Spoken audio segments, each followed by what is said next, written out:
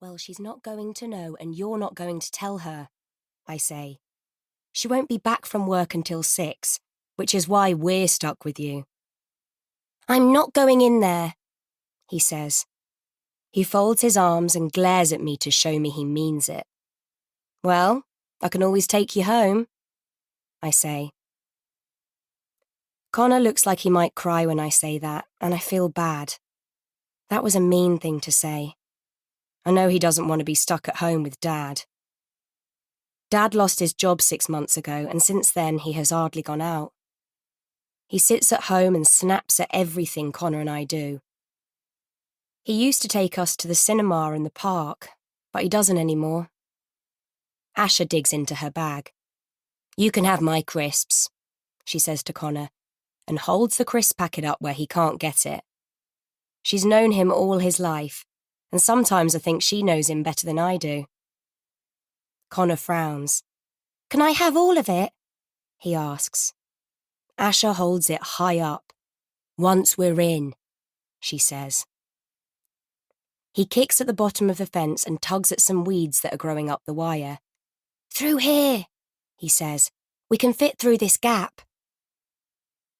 Asha and I squeeze through after him. We get stung by nettles as we shove our bags and skateboards under the wire. Not a word about this, Connor, I say. Not a word to anyone. The gasworks has been empty for years.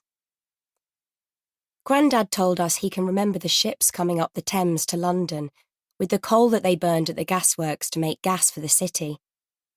The huge steel frames are part of the skyline. For now, it's a wasteland. TV companies come to film gritty crime dramas there. And I heard someone say that the land is about to be bought up and made into shops and offices, but nothing's happened yet. We walk around the back of one of the huge metal gas tanks. Weeds, railway tracks, and rusted railway trucks stretch out before us. It's like one of those end-of-the-world movies where everyone dies and the plants have taken over. I didn't realise it was this big, says Asha. It goes on and on, I say. Asha nudges me. Over there. There's some flat ground by the river. We'll practice there. Asha gives Connor her crisps and we set our boards down on the stretch of concrete. It's uneven and weeds sprout from the smallest cracks, but no one can see us and we're free to practice. I watch Connor walk away from us down a ramp to the river, munching on his crisps. He stands at the water's edge and pushes his toe into the line of plastic and cans that marks where the river lay at high tide. Stay away from the water, Con! I yell. Asha gives me a shove. Come on, she says.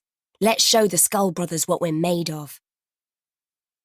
I put my board down behind Asha and try to follow her.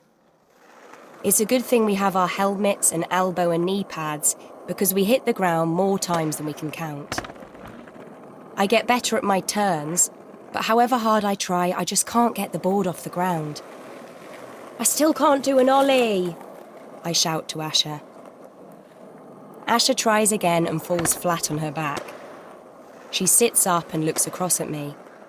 We'll learn, she says. We have to. I know she's not going to give up. I glance at my watch and realise we've been out for ages. I'll have to get Connor home soon before Mum gets back from work. I turn to look for him at the river's edge, but I can't see him anywhere. All I can see are ripples in the river and an empty crisp packet floating on the water. A few bubbles rise from the dark water and break the surface. Connor? I yell. Connor! No answer. I begin to run down to the water. My heart is thumping. Connor! I scream. Connor! I was so stupid to leave him on his own. He's not a strong swimmer. Asha is right behind me, yelling into the water too. Connor! I begin to panic. Connor! Shh! Connor's head pops out from some bushes beside me. Shh.